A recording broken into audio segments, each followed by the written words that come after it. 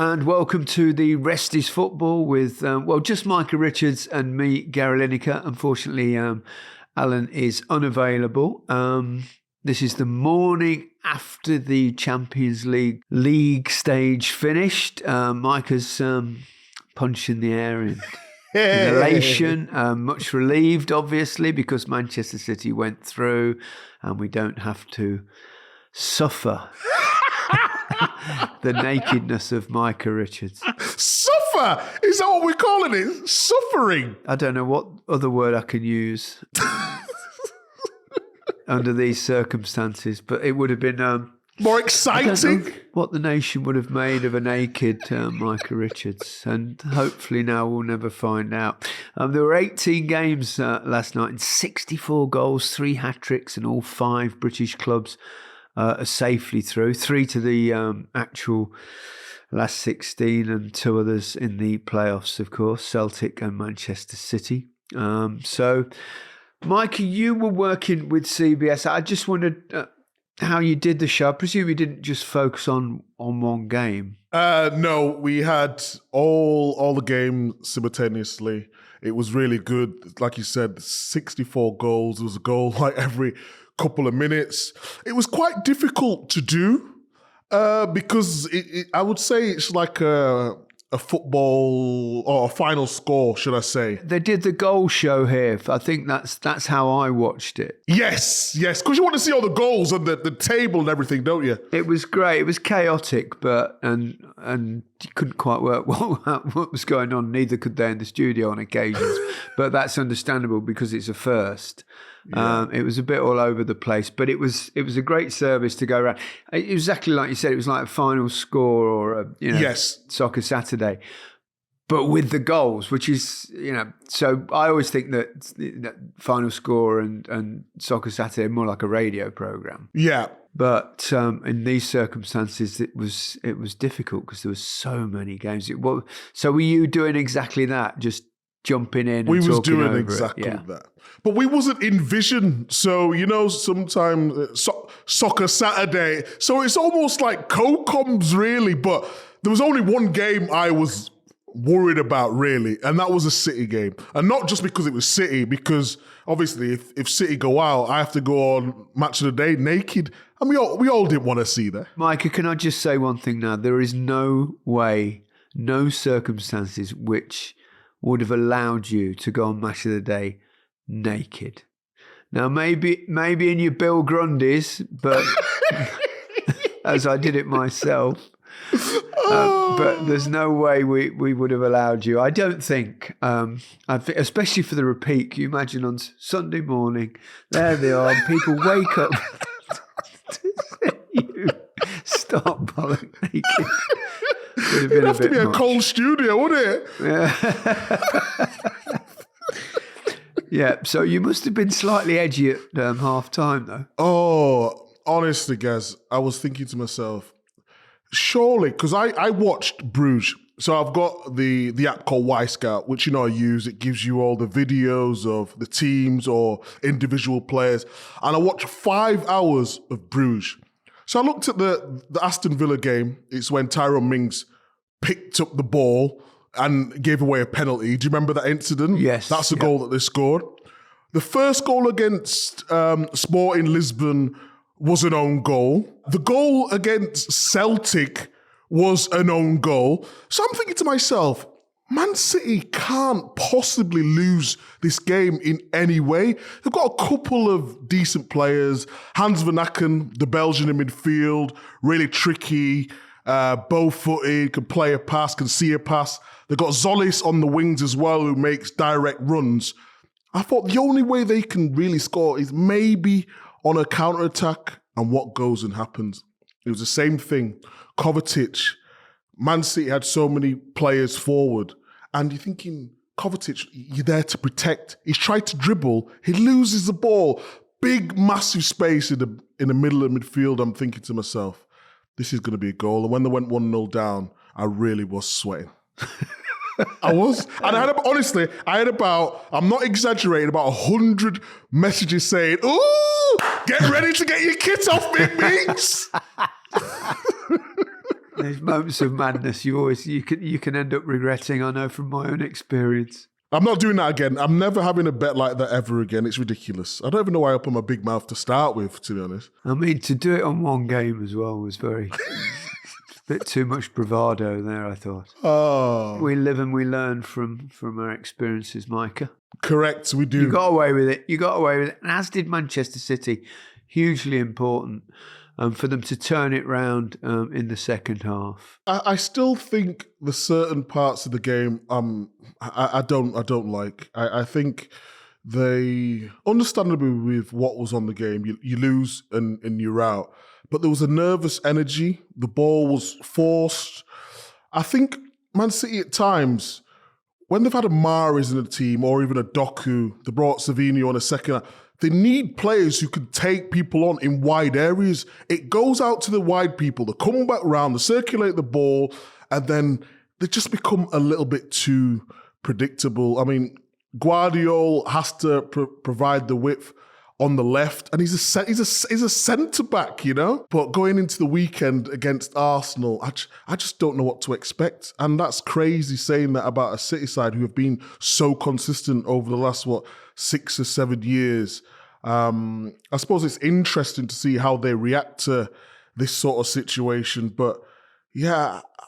I just feel without a Mamouche who played really well against Chelsea, they don't have someone who's ready to make them direct runs in behind, and they really missed that in the game. Well, he'll be available again at the weekend, obviously. Correct. So he could make a difference for them, because I thought he did at the weekend. And I think he will. Real energy about his game as well, which is something that I think's been missing a little bit. Yeah, I would agree with that. I think you need to freshen things up. I think as well, new players coming in, they always want to start well, don't they? So they've got that energy. I hope he just keeps it up now, because we've seen, obviously, players, we thought Grealish, when they come to Man City, would be a little bit more creative with what he can do and the dribbling and all that sort of thing.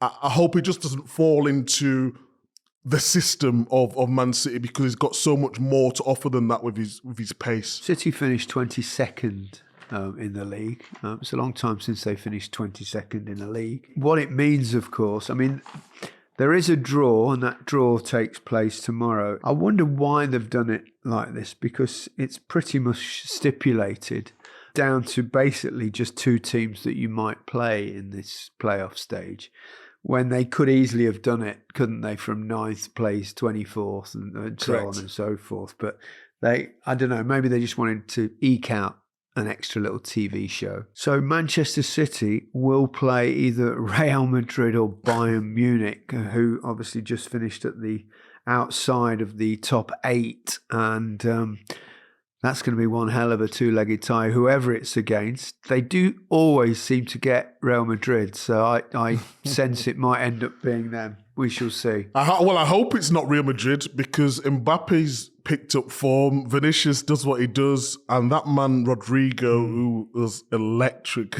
again last night. I wouldn't be too worried about Bayern. I know they've got great players, but I still think they're finding their feet to what they actually are. They've got so many attacking threats, but on the counter-attack, they're having the same problems that Man City are having. But yeah, it makes a good game for the next round for sure. And Celtic will be the other team that play either Real Madrid or Bayern Munich, so that'll be a huge occasion for the Celtic fans to get one of those 2 clubs at their ground. And the winners, whoever gets through that playoff stage, will play Atletico Madrid or Bayer Leverkusen.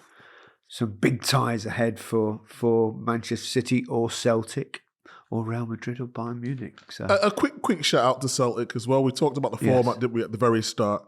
And normally Celtic wouldn't have a chance, but they've been, I would say they've been exceptional, but they've given themselves a chance. I think they've played well at the right times. I think Kasper Schmeichel's had to be at his best as well within the tournament, but they're in the next round, and it's testament to them and the squad and the belief in the fans, because that Villa Celtic atmosphere was electric, wasn't it? Yeah, incredible, wasn't it? Yeah, it really was. Great achievement, I think, to get into the top 8, English clubs in that top 8 that automatically go through to the last 16.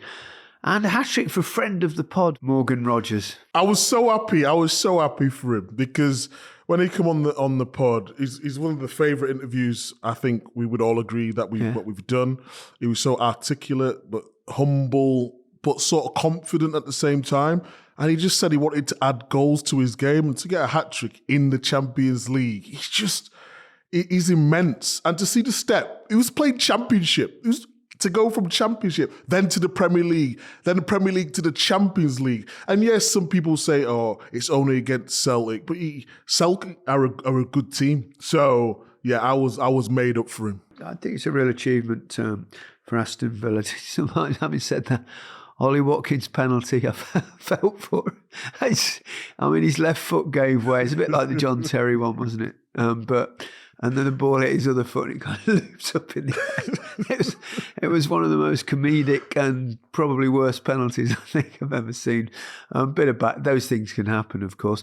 And to be honest, if they're going to happen, make it happen when you're already winning and it's near the end of a game. But other than that, he actually had a good night. Yeah, he did. I just wanted to ask you with what's going on with the striking situation. Obviously, there's rumours Arsenal are interested in Watkins. It looks like Duran is going to Saudi. If you've seen Emery's interview after the game as well, he basically didn't rule it out. He said it'd be good for the player, potentially good for the club, obviously talking about the fee. Watkins has had his injury problems, but Duran's probably too good to sit on the bench. So there's always going to be this sort of conundrum. If he was in charge, would you let any of them go? Would you keep them both? Would you keep the younger striker? What would you do in this situation, guys? I think it depends on the player. If the player is determined to leave and he's not happy with his situation, he can make life difficult at the football club. So it depends entirely on the circumstances and I think the personality of the player. So if Jhon Duran is banging on his door every day and he's not happy and he's grumpy in training, now I've no idea if he is, then that creates an atmosphere that's probably difficult for the football club and the manager. Having said that, as a coach, you would want backup in every position. But it's like you say, I mean, he's doing so well, Jhon Duran, that he probably can't understand why he's not getting a starting place. But Ollie Watkins has been so consistent for Villa for so long. And obviously, in the current way that teams play, there's not space for two centre-forwards in the game now, it seems, because they all play in their systems. So I suppose something had to give. The one thing Villa definitely cannot afford to do is lose both of them. I think it's going to be difficult for Arsenal to prize away Ollie Watkins. I think Jhon Duran is undergoing a medical as we speak.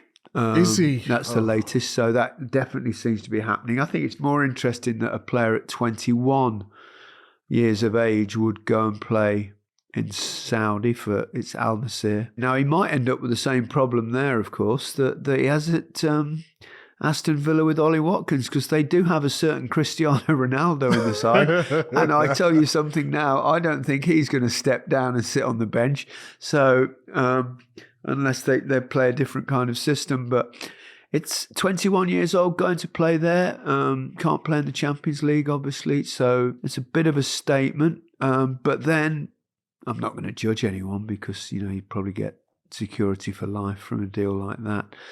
And he could always come back in 2 or 3 years and play because he's that young. But it's an interesting development that a player going not even probably reached his prime yet. So, yeah, I think it's a tough one for Villa. But if they get that sort of money and they can only play one of them anyway, as long as they don't lose both. And, of course, the Villa fans will want to know that money perhaps will go back into the strengthening of the squad. And I'm sure Unai Emery feels the same. Well, they've been linked with João Felix, haven't they, from That's a funny one Chelsea. as well, because he's a player that's obviously went with a massive price tag when he was really young, didn't he, to Atletico. And he's huffed and puffed and threatened on occasions to show that potential, and it's never really materialised for him. There's no question there's a lot of ability in there, but he's never managed to get a regular starting place anywhere. So I don't know what Villa would see him as. Yeah, well, that's the thing. I think it's not a mistake because he's a fancy name, isn't he? You know, everyone wants a marquee signing, and to get a player of that stature by name to Villa Park would be amazing. But they just have to be careful. What makes Villa so good is how they press. And when Watkins is out the team, you've got Duran. Behind him, you've got Morgan Rogers. So if Morgan Rogers is injured, you can play McGinn further forward. If not McGinn there, you can play Ramsey in them position. And the one thing that all them players have is high work rate, intensity, and a good press. So if you bring in a flair player, I just think you do have to have options, but you're going away from what got you to where they are now, which is competitive in the Champions League and the league. So I would worry a little bit with that one. I think he's a class player, technically, but it's just the press I would worry about. Looking at the draw for Aston Villa, they're going to get Sporting, Club Brugge, Atalanta or Borussia Dortmund. I suspect maybe Atalanta or Borussia Dortmund, the most likely opposition. So that'll be a tough two-legged affair, but I think it's a great achievement for Villa to get through in the top 8. Yeah. I mean, Unai Emery's record in European football is, he's right up there. He's a class manager, isn't he? Tactician, knows exactly what he's doing, high energy. But yeah, it's just a great achievement. I think any of them teams, on a good day, Villa would fancy themselves. So yeah, they could go even further in the competition. Yeah, exciting times ahead for Aston Villa fans, even though Jhon Duran doesn't look like being one of their players, and we'll keep an eye on that. We can't not mention Liverpool, even though they were defeated last night at PSV. Arne Slot took the opportunity to play a lot of the players that have not been playing regularly, so he made many changes. Lost 3-2, but still managed to be the first ever winners of the new Champions League phase. So lost last night, but he was experimenting a bit, and he said he would do that when I visited him at the Liverpool training ground last week. And he did say, however, that a defeat is never good in football and it can affect momentum. So they've had to deal with the defeat, but I'm sure they'll march on. Can you elaborate a bit more about what he was doing? I see you moving quite quick to the net. I told you, to tell the listeners and the viewers. So to add a little bit of colour to the interviews, just like I did with Thomas Frank when I cooked for him. I went up to Liverpool and Arne Slot asked me if I'd played paddle, which I've never played in my life. My boys, all the lads play, but I've never played it. I didn't even know the rules. So he said, well, I can, if he wants, I can give him a little tutorial. So I said, why not? And he was great, actually. So we did the interview first, the main interview, which I think will be fairly imminently out there and available for everyone on BBC website and iPlayer and perhaps Football Focus as well. So. And he said, right, and he just basically taught me the rules and then we had a little knockabout, and he got me running around because obviously he's a good player. But I managed to hit the ball. The main problem I had was my bloody varifocals glasses, which, if anyone that's worn these that knows that at the top half of your glasses is for kind of seeing things in the distance, and the bottom half is for reading. But your eyes adjust. But the thing when you're playing a sport like that, as the ball comes, I could see it from the top of my glasses quite clearly. But when it kind of got under my feet, particularly balls down there, it was just like blurred and stuff. I now know what you went through as a footballer. Finally! I don't know how you managed to do it. But we had a bit of fun. He got me running around. Still a bit of a sprint in there in the old man's legs. I thought he was moving well. I'm not going to lie. He was looking well. He was looking trim.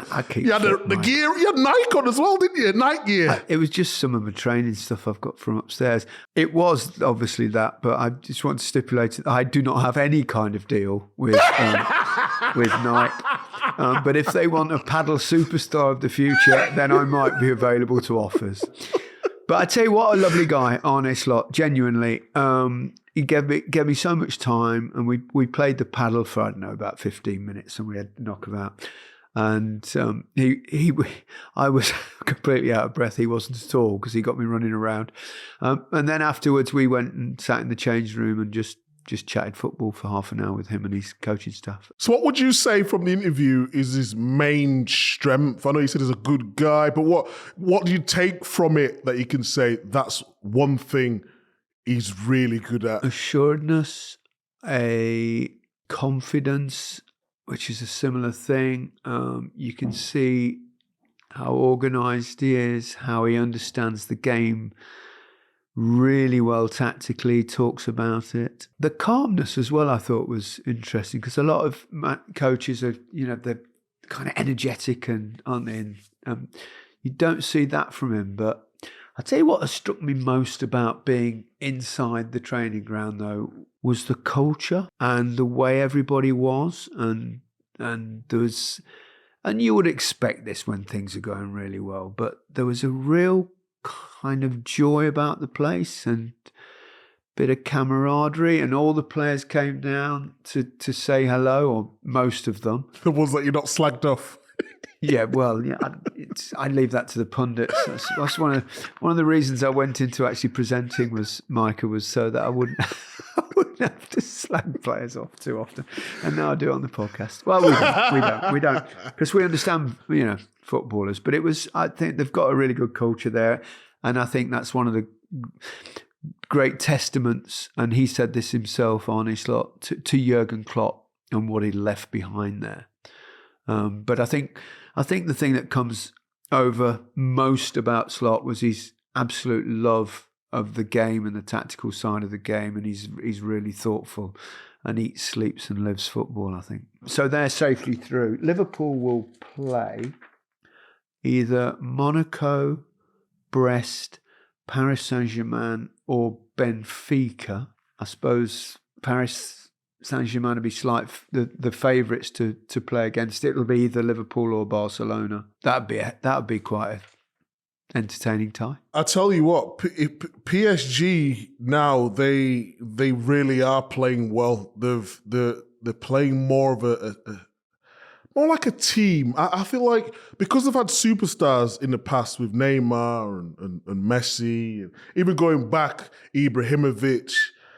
That sort of player. Yeah, I feel like it's always away. been about one player, Kylian Mbappe, who's just left. I think now they're all chipping in. Dembele yesterday was outstanding. He was unbelievable. The second half against Manchester City, because he didn't start the game, he's on a different level. We've always talked about the end product with Dembele. He does all... I would not say the hard thing. You always say that the hardest thing is to score a goal. But, when he's dribbling past someone and makes it effortless, like, that's so hard to do. He does it with ease. He's one of those players, Micah, though, that he needs to do that now more consistently because Correct. I've watched him for years. I watched him for years at Barcelona and now at Paris Saint-Germain. And one game in 4, you go, oh my goodness, how good is this player? And then you get that erratic side to his game sometimes, but if he could find a bit more consistency, because on his day, or on his night, like last night, he was unstoppable. And Barcola I like as well. He's trained on really well. Yes. We saw him playing for France in the summer. But I tell you who is I would say most important to that team is Vitinha, the midfielder. We saw him briefly at Wolves, didn't really work out, but over the last 18 months in the midfield, he dictates a tempo of absolutely everything. Zaire Emery, the youngster who burst on and then sort of was out the team, he played very well, but Vitinha is the one. And the coach, Luis Enrique. Yeah, Luis Enrique, we know what he could do. He's got them playing in a entirely different way than they were playing when they had the likes of Messi and Neymar, hasn't he? Yeah, well, it's harder, isn't it, when you have to compensate for one player and you're playing for that, to that player's strengths. It's always difficult. Now they've got players who will do the dirty work and run around. I think he's just about speaking to me because on CBS we have something called the bracket. So when you get into the last day and you've got to pick who's going to go through. And PSG last season had someone tough. And I just was like, I don't fancy PSG. But he watches the show, CBS, he watches the clips. So on the show, he goes, I'm not very happy with you, Micah. I was like, why? What's wrong? He said you was going to go out. I was like, oh my God. I'll say one thing though on your behalf, Micah. At least he knew you were. Hey, in the Champions League, I'm known. I'm a different beast. You're known everywhere anyway. I mean, you're on every commercial I ever see on television for a start. I just want to know. I mean, genuinely, right? We buy any car, right? So yeah. I mean, every time you seem to be doing a slightly different. How long have you stood there that day when you did the filming? Or honestly, I mean, it's not the greatest set I've ever seen and design. I mean, talk about a cheapskate, really low budget commercial. I mean, it doesn't get. They've got one car in there and a group of people dressed oddly, and just doing different dances and singing the same. That's it. I was there from around 9 in the morning, and you know how it works. You're the king of commercials. You've had commercials for years now. I've done over 150 for Walkers alone. So. You have to do like a 10-second one, don't you? A 15-second one, and then a 30-second one. So you're going in there, and you know what it's like. So there's people there, and obviously they're actors, they're paid actors. This is what they do. But I don't know them from Adam. Not paid as much as you, though. Probably not. But anywho, I'm not. I'm the main character in this. So surely I get paid a little bit more. But anyway, in your ear or before you go on set, they basically say, "Oh, could you do a dance or a jig?" I'm like, I don't just dance. You're gonna have to put on some music or something. Yeah. So I remember the first couple ones, it was so stiff because we don't know this. So I had a little group huddle. I said, guys, come on, right? We might as well just do it to our best capabilities because we're gonna look stupid anyway. So basically, let's go on there and let's just give it all. So I started giving it the robot. I started doing all the I don't even know what you call that, the worm or whatever it is. I started getting on the floor. Biggest worm I've ever seen. I mean, those arms, man, those arms. But was there for about 9 in the morning till about 7 at night. It's all good stuff. So that's, so Luis Enrique was upset with you, but I'm sure he's all right now. I'm sure also, he wasn't that serious, was he? No, he wasn't that serious. Yeah, he was having a laugh. Arsenal, they've got through as well to the last 16 in the top 8. Yeah, a good win. Girona are a good side. They've struggled this season compared with last season, which was inevitable, I think. Yeah, of course. That was always going to happen to keep it going, especially Champions League and the league. My mate Neto was in goal for Arsenal. Did you see his mistake? For the goal, that was devastating. I don't know what he was thinking there. He was probably coming out because they were high pressing, and then he's made that decision a little bit like at the weekend. Sanchez with Manchester City and Haaland's goal. It was similar in a way, not similar in exactly the same form, but in the sense that the keeper came and he shouldn't have come and made a cock up. So Arsenal in the top 8 teams as well. Another penalty miss for one of our English players, Raheem Sterling. When he stepped forward, was you confident? Because I no disrespect Raheem. I love Raheem. Confident. I always have. I think we love him, of course we do, but wasn't confident. So no, I wasn't confident.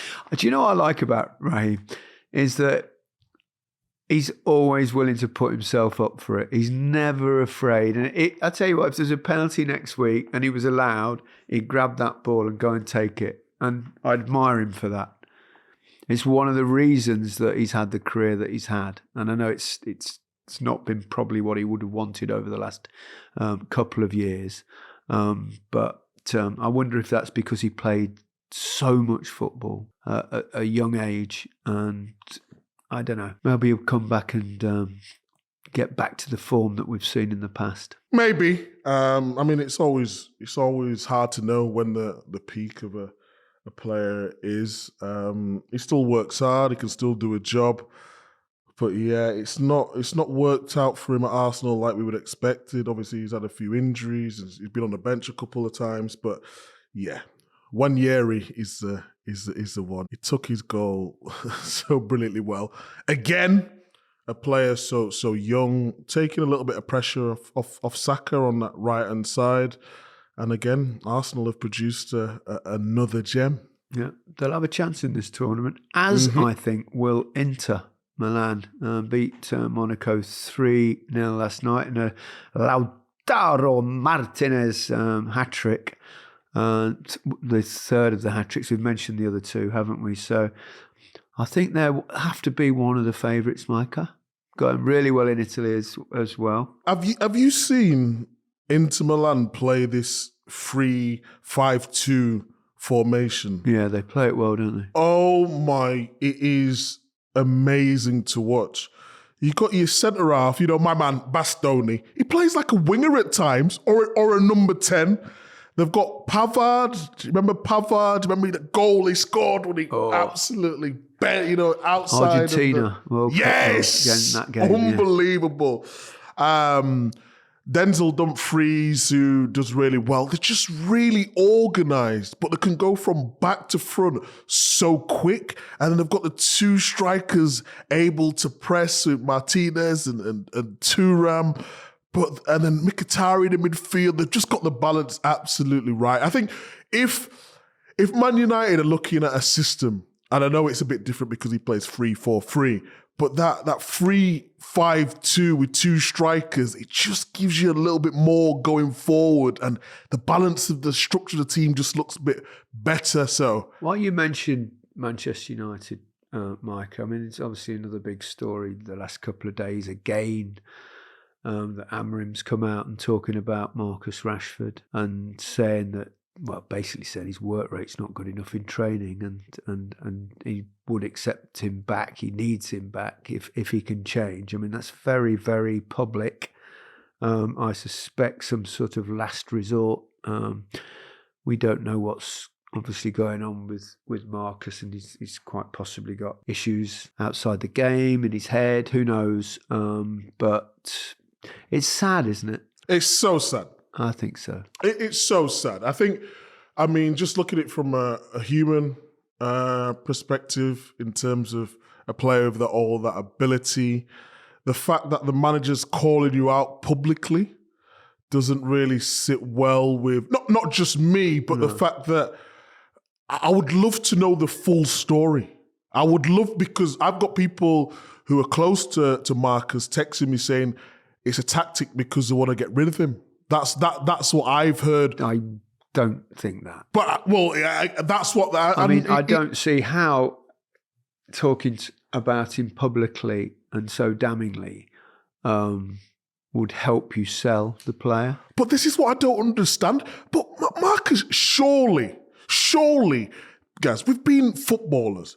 He can't be going into training and just not work.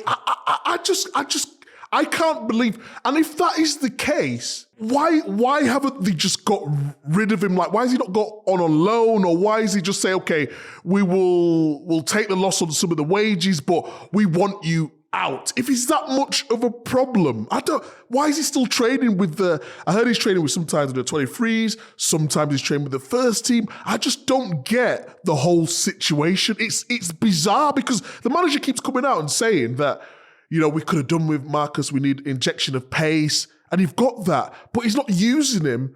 But then Amorim, is he going to come out and publicly say a player's not doing this? I just don't get the whole... Nor do I. I've never been a fan of managers being critical of players in public. What goes on in the training ground or in the dressing room, I always think should probably stay there. But I suspect it's a bit of a last resort. I don't know. Amorim does have a tendency to answer openly about any question that he's asked, and he's got himself into a couple of spots before, hasn't he? Particularly when he said this is the worst Manchester United side ever. Yeah, but Gaz, he knew what he was. He knew what he was doing. I totally agree with you. He knows exactly what he's doing. And this is why I don't disbelieve him, but I don't believe exactly everything that he's, because they're not, are they? No, I think, Micah, there's more to this than meets the eye. Correct. I think Marcus is probably going through something very difficult. I don't know. But I just think it's a tough and sad situation, and I hope it gets resolved. I don't think it helps talking about this publicly. I don't think he's done it just to try and upset Marcus to get him out of the club. I think he's done it possibly in what he feels is the right way to get Marcus to get the help that he probably thinks he needs. And I don't think either that I've heard one or two pundits come out with and say it's just Rashford being too big for his boots. I suspect there's more going on. And it is sad because, also hearing players say, well, he was never that good anyway and all this, and who's he think, and I just think, well, yes, he really was. And he's had, some great spells of playing wonderful football, particularly on that left-hand side. And I met him and I did an interview with him, and I felt he was quite a deep person. And so who knows? It's very easy to be judgmental. But unless you know everything that's going on in the background, I think that's slightly unfair and possibly a little bit dangerous. Yeah, I would agree. And I also thought, because, what he did off the field, Marcus, with changing government policy, feeding the kids at school, that people will always look to get on his back at some point. And then they would say that's, he lost his way and he was too busy doing that and didn't disregard his football. He's had brilliant spells since that, and that won't be anything to do with it either. But I hope it sorts itself out. I hope he gets happy again and gets playing again, wherever that may be. But it's going to be difficult for him and Amorim. And we'll see what happens in the future. Just to finish on that, things can be repaired. Just an example with Tevez. He went on a golfing holiday for a couple of months. He comes back, I think it was his second game, he scored a hat-trick. And without Tevez coming back, we wouldn't have won the league. And I know it's different circumstances in terms of where we were going and where Man United are at the moment, but in terms of that relationship between player and manager, maybe can be resolved. Yeah, I agree. Well, that's it for today's episode. The rest is football. We'll be back on Monday to review the best of the action from the weekend, including Micah, Arsenal versus Manchester City. You're at the Emirates, I presume, for that one? Correct, I am. Look forward to it. Look forward to chatting after the game. I just feel like it's going to be a tight game. I think there's going to be so much emotion going into that game. It's going to be unreal. And that's just from you, Micah. Who do you want to win? I knew he was going to say something daft like... That's not daft. I'm asking you. You want to win a game of football? Yeah, but... Hey, football's the winner, guys. On that note, we'll bid you farewell. Goodbye from me. And goodbye from me.